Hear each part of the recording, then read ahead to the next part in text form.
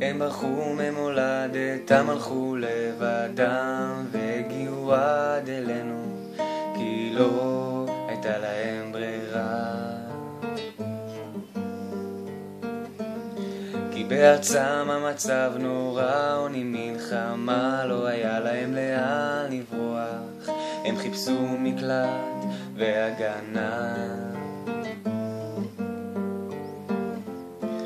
ועכשיו יש בעיה שהמספר שלהם עלה, והמדינה רוצה אותם לגרש,